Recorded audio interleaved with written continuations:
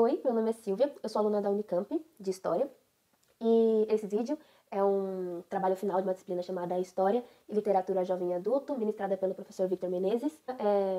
Essa disciplina se propõe a discutir a literatura jovem e adulto numa perspectiva histórica, pensando alguns grandes temas, que eram raça e classe, gênero e sexualidade e imperialismo e autoritarismos, mas também com um recorte de sagas, que então a gente tratou as sagas Percy Jackson, Harry Potter, Jogos Vorazes e Crepúsculo.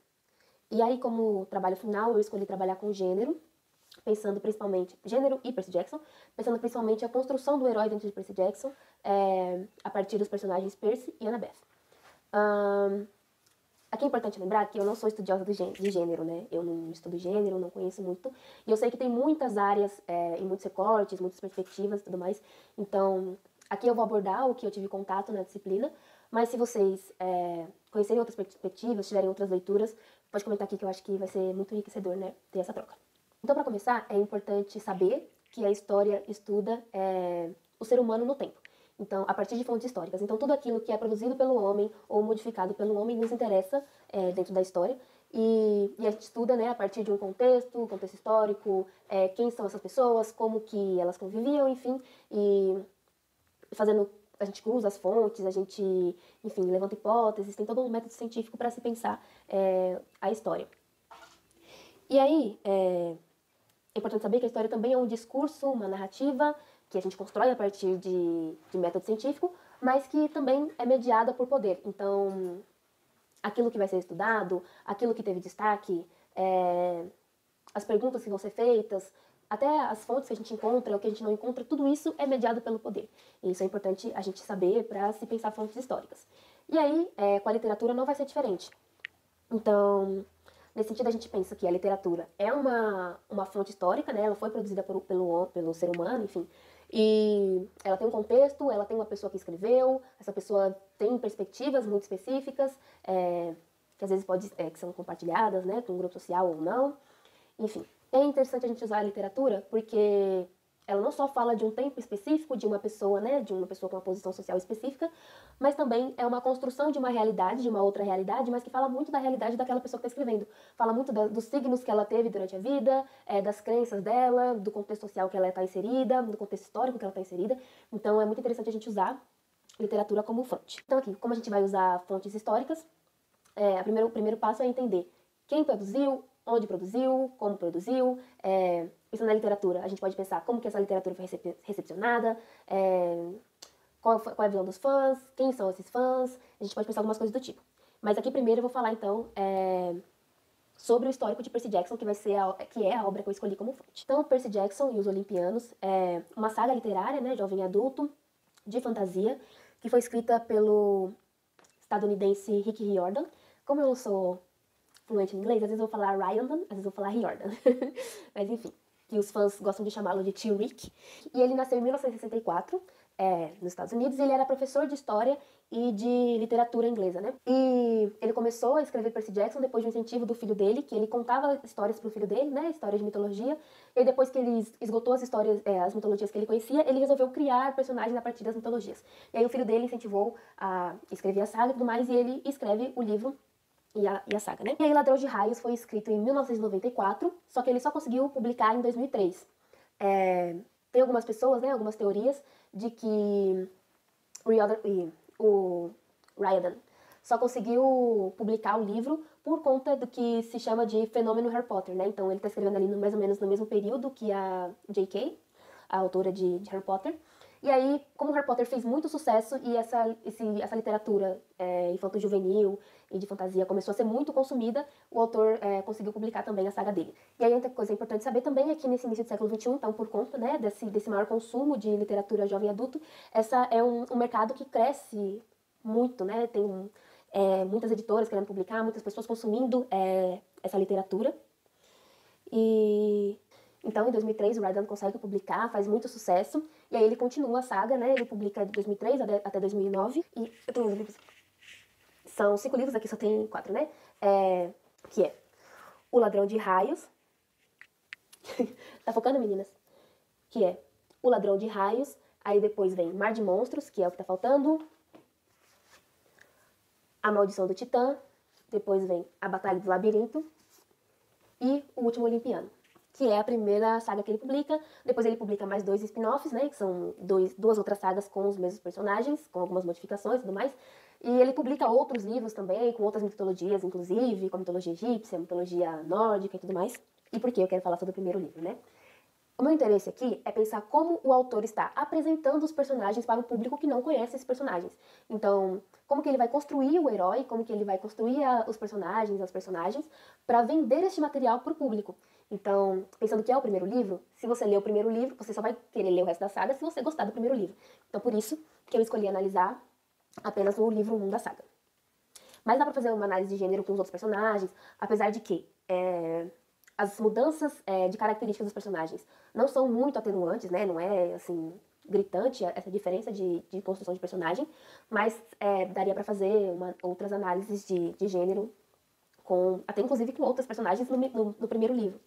Enfim, eu vou falar um pouco da história, mas depois eu vou dar alguns exemplos de análise de gênero que pode ser feita aqui com este livro. O livro Ladrão de Raios conta a história do Percy Jackson, que é um menino que vive mudando de escola, porque ele acredita ter TDAH, que é transtorno de déficit de atenção e hiperatividade, e dislexia.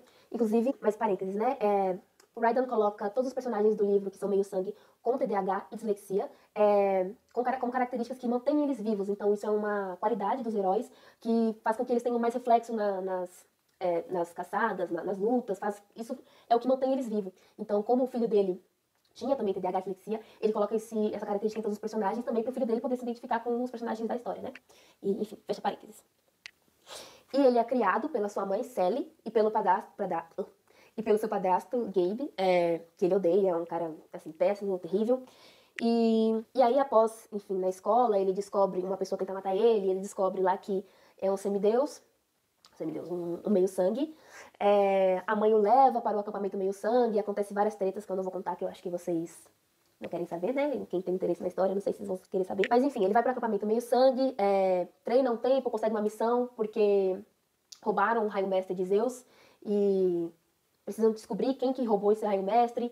Então ele acredita que foi Hades, e aí ele vai pro submundo atrás de Hades para encontrar o raio-mestre e tudo mais. Então, mais ou menos esse é o resumo da história. E aí é importante saber que quem acompanha, assim, primeiro ele, desde a infância, né, desde que ele fica mudando de escola em escola, ele tem um amigo que acompanha ele, que é o Grover, que é um sátiro, que é um personagem que é metade humano, metade bode. E os sátiros, eles são designados para proteger os meios-sangues quando eles não estão dentro do acampamento, porque o acampamento protege os meios-sangues, né? Tem toda uma proteção. Tudo. E a outra personagem principal também é a Annabeth, que é a outra meio-sangue, ela é filha de Atena, e ela é uma personagem que vai acompanhar ali o herói durante a história. E aí, pensando nos temas que o Victor trabalhou em aula, esse livro tem muitas questões de gênero, das construções das heroínas, né? Da construção da Annabeth, da construção da filha de Ares, a Clarice, os filhos de Afrodite, que eles ficam o tempo inteiro se penteando o cabelo, olhando o rio, olhando o seu reflexo, eles não podem lutar porque senão vão se machucar, quebrar unha, não sei o quê. Isso são visões de gênero do autor. Então, porque eles são filhos da deusa da beleza, eles têm que ter essa característica. Essa é uma das coisas que poderiam ser estudadas nesse livro, por exemplo. Outra questão muito forte aqui, que também diz muito do contexto do autor de escrita e o contexto geológico mesmo, as questões imperialistas. Aparece muito aqui imperialismo, de como ele de como ele mostra o poder do Ocidente, como os Estados Unidos é a chama do Ocidente, não sei o que, coisas do tipo. Então, imperialismo também aparece bastante aqui no livro. Mas, enfim, eu vou focar em gênero, em Percy Jackson. Questões teóricas importantes. O livro, ele é 100%, assim, ele, de cabo a rabo, a partir do que a gente chama de A Jornada do Herói, que foi teorizado pelo Campbell, que ele teoriza diversos mitos construídos pelos seres humanos na antiguidade, assim, e aí ele meio que vê o que tem em comum e constrói tipo um guia do que seria a jornada do herói. Então, grande parte desses filmes de herói que a gente conhece, literatura de herói, tem uma jornada, tem passos que esse herói irá ter, né? Principalmente ele divide em 3 estágios, que seria a separação, a iniciação e retorno, os gerais, né? E aí o Percy Jackson passa por todos esses estágios. E aí eu vou ler uma citaçãozinha dele aqui, ó. Um herói vindo do mundo cotidiano se aventura numa região de prodígios sobrenaturais.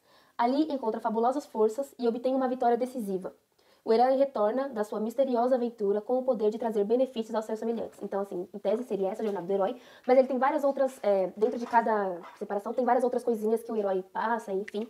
Mas uma coisa importante de se destacar aqui é que a série do Ryan, ela é totalmente modificada, assim, não é fiel aos mitos antigos gregos e romanos. Ela é totalmente baseada, assim, todas as histórias, viés, essas coisas assim, pensada no século XXI, que é quando ele está escrevendo. Então, ele não é fiel aos mitos antigos, ele é bem contemporâneo. Então, é importante ter isso em mente também. Até porque, quando a gente for pensar nas questões de gênero, é muito diferente dos mitos antigos. E aí, aqui eu queria começar a trabalhar com o Percy Jackson. E aí, pra gente pensar Percy Jackson, primeiro a gente tem que pensar no termo chamado masculinidade hegemônica, que é, vou ler a citação. Masculinidade hegemônica pode ser definida como uma configuração de prática de gênero, que incorpora a resposta correntemente aceita ao problema de legitimidade do patriarcado, aquela que garante, ou que é tomada como garantida, a posição dominante dos homens e da subordinação das mulheres. Então, em tese, o que seria, né? É um ideal, assim, não é real, é um ideal de masculinidade, um ideal de masculino que é mais aceito e mais privilegiado dentro de um contexto social. Então, assim, dentro de um grupo específico. Então, às vezes, em um grupo vai ter um conceito de masculinidade que é mais aceita, e no outro grupo talvez esse mesmo conceito não seja aceito. Então, é importante se pensar o grupo que que essa masculinidade está sendo construída. E aí isso, como é um ideal, não significa que não é real. Significa que é algo que os homens têm que alcançar ou querem alcançar. E aí, Percy Jackson, o personagem Percy Jackson, ele é muito próximo dessa masculinidade hegemônica. E aí eu vou explicar aqui, eu vou mostrar aqui trechos que meio que mostram isso. Página 64. Queria me deitar e chorar, mas havia Grover precisando da minha ajuda. Portanto, consegui erguê-lo e descer cambaleando para o vale em direção às luzes da casa. Isso logo após que a mãe dele tinha sido esmagada. Inclusive, falei que não ia ter spoiler, mas aqui, alerta de spoiler, tá? Vou contar as coisas que tá acontecendo, senão não tem como. Mas enfim, ele acabou de ver a mãe dele ser esmagada pelo Minotauro. E, óbvio, né? Você quer chorar porque a sua mãe acabou de morrer. Mas você não pode, porque você tem que ajudar seu amigo. Então, essas coisas assim são as minúcias que tá falando, por exemplo, você tem que ser forte, não chore. E aqui, ele é uma criança de 12 anos que acabou de decepar, cortar a cabeça do Minotauro. Normal, super normal. Quem nunca, né? Outra parte. Fiquei tão aliviado que tive vontade de chorar, embora não achasse isso muito heróico. Página 154. Também outra coisa. Percy acabou de ver a mãe dele viva, lá na mão do Senhor dos Mortos, e não conseguiu salvar a sua mãe. Saiu do Coisa do Mundo, e aí Annabeth fala: Percy, sinto muito pela sua mãe. Sinto tanto. E aí ele responde. Responde não, né? Ele fala: fiz que não estava ouvindo. Se eu falasse sobre a minha mãe, ia começar a chorar como uma criancinha. Bem, ele tem 12 anos, ele é uma criancinha. Mas tudo bem. Então, como que é esse herói, né? Primeiro, o Percy não chora. Então, ele não pode demonstrar fraqueza de chorar, né? Chorar não é coisa de menino. O Percy tá sempre pronto pra resolver as coisas e ele acha que ele consegue resolver tudo sozinho, não precisa de ajuda. Então, ele é muito impulsivo e aí a Annabeth tem que ficar, né? Ali. E outra coisa é que ele não suporta que outras mulheres, né, sejam melhor que ele. Então, por exemplo, a Clarice no outro livro, tudo bem que não é meu foco, mas a Clarice no outro livro, ter pego uma missão não é suportável pra ele. A Annabeth tem algumas características melhor que ele, ele deixa ele irritado e coisas do tipo. Agora, pensando a Annabeth. Primeira coisa, você não conhece a personagem, você não sabe sobre ela. E aí vamos ver como que ele apresenta a personagem. É assim: minha última lembrança é ter desmaiado numa varanda de madeira, olhando para um ventilador de teto que girava acima de mim, mariposas voando em volta de uma luz amarela e as expressões austeras e familiares de um homem barbudo e uma menina bonita com cabelos loiros encaracolados, como os de uma princesa. Muitos textos que eu li falavam que o Riordan construía mulheres que eram muito fortes, heróicas, corajosas e tudo mais. Mas assim, se você vai construir uma heroína, eu acho que a primeira descrição dela não deveria ser uma menina bonita com cabelos loiros encaracolados como os de uma princesa. Não é mesmo? Depois, quando ele acorda e tudo mais, ele tem uma descrição mais precisa. Ela provavelmente tinha a minha idade, talvez fosse 5 centímetros mais alta. E tinha uma aparência muitíssimo mais atlética. Com seu bronzeado intenso e cabelo loiro cacheado, Era quase exatamente como imaginava uma típica menina da Califórnia, a não ser pelos olhos que arruinavam essa imagem. Eram surpreendentemente cinzentos, como os de nuvens de tempestade, bonitos, mas também intimidadores, como se ela estivesse analisando o melhor modo de me derrubar em uma luta. Também tem um pouco da descrição que eu falei anteriormente, mas aqui ele já coloca um pouco mais de, assim, de personalidade na Annabeth, né? Poderia já ter colocado isso no começo, mas tudo bem. Lembrando, gente, que aqui, isso aqui, ele pode ter, são personagens fictícios. Então o autor poderia ter escrito do jeito que ele quisesse. Ele podia escrever do jeito que ele quisesse, não são pessoas reais, são pessoas fictícias. Mas enfim, outra coisa que aparece muito na Annabeth, que é, assim, extremamente sexista, é que ela, sempre quando ela encontra o Luke, ela fica nervosa, ela fica com a bochecha corada, enfim. Ela tem que ter, quando ela tá no meio da missão, o Luke vai vê-la, ela tem que arrumar o cabelo, ela tem que arrumar a roupa, enfim, assim. Isso é muito presente no livro, coisa que o Percy não faz, e nem o Grover não faz. Enfim, outros homens não fazem isso, e a Annabeth tem muito disso nesse livro. Outra coisa, ela tá sempre chorando, ela faz alguma coisa inteligente, como, que nem brincar com o cachorro infernal. E, enfim, ter a ideia de brincar com o cachorro infernal, mas depois o cachorro fica chorando lá com saudade dela. Ela é a pessoa que chora, que se sente sensível, os outros estão nem aí pro cachorro. Ela que fica gritando estridentemente por conta de aranha, o Percy não tem medo de aranha, então ele que salva ela, né? Quando eles entram no túnel do amor e ela que fica com vergonha de estar lá no túnel romântico com ele fala, se não fosse essa menina, não ia. Tipo assim, ele fica com vergonha. Mas assim, isso é muito coisa de meninas, eu nunca ia pensar nisso. Se não fosse essa menina, eu ia estar com vergonha agora, porque ela que colocou isso na minha cabeça. Então aparece muito isso nesse livro. O Brydon até coloca algumas coisas assim que pra tentar quebrar um pouco dessa coisa meio sexista, mas depois as outras descrições dele acabam seguindo a mesma linha. Por exemplo, dessas tentativas de quebra que ele tem. Na página 103, Annabeth falando quem é o pai dela, né? Aí, meu pai é um professor em West Point, disse ela. Não vejo desde que era muito pequena. Ele ensina história americana. Aí Percy, ele é humano? O quê? Está pensando que tem de ser um deus homem encontrando uma mulher humana atraente e não o contrário? Sabe que isso é machismo? Falando, né? Tentando questionar o Percy. Mas assim, depois eu tem essa parte um pouco mais crítica, mas depois não tem muita coisa não. Então, em resumo, o Percy é um menino que não tem medo, ele é o herói, ele sabe, ele acha, né, que ele tem que salvar todo mundo, não precisa de ajuda, ele é suficiente sozinho, ele não pode chorar, ele tem que cuidar de todo mundo. Então, ele é mais ou menos essa construção. E a Annabeth é uma construção de, mesmo ela sendo forte, ela sendo inteligente, mas ela também é muito chorona, ela mostra muito medo, ela é muito mais sensível, e no texto ela é como uma princesa e tudo mais. Não necessariamente isso são coisas negativas, mas pensando na construção totalmente oposta do herói, isso é muito sexista, né? Não necessariamente essas características da Annabeth são negativas, mas pensando que ela está sendo colocada ali como um oposto, né? Eles estão juntos, mas é meio que personalidades opostas, pensando que o Percy é uma pessoa que não tem medo, que não chora, que não sei o que, e a Annabeth é aquela que tem medo de aranha, que chora o tempo todo, que fica preocupada com a beleza. Isso é muito sexista pensando nesses dois personagens, pensando que essas são as características deles, que não é muito contraditório, que ela não quebra com essas construções hegemônicas de gênero, então, que ela não, né, que o Rider não quebra essas construções hegemônicas de gênero. Então, isso é bem problemático se pensar no livro. Mas a gente também tem que lembrar quem é o Rider, né? Ele é um homem branco, e aí é muito diferente de uma construção de uma mulher, por exemplo. E aí, pensando na literatura, a gente tem que lembrar que esses são personagens que são feitos consciente ou inconscientemente a partir da visão do autor, ou a partir do que ele vivencia, dos signos que ele tem durante a vida, né? E aí, por isso que é muito mais fácil a gente achar nessas literaturas masculinidades hegemônicas, porque as pessoas querem se identificar mais com masculinidades com padrões inalcançáveis, do que com construções subalternas, construções que quebram um pouco disso, que enfim, fogem um pouco dessa norma. É importante a gente ver como em Percy Jackson as mulheres nunca estão em pé de igualdade com o personagem principal, né? Percy está sempre acima dessas mulheres, né? Das outras mulheres da história. E aí, então é isso. Gostaria de convidá-los, né, a começar a perceber, a dar um olharzinho um pouquinho além.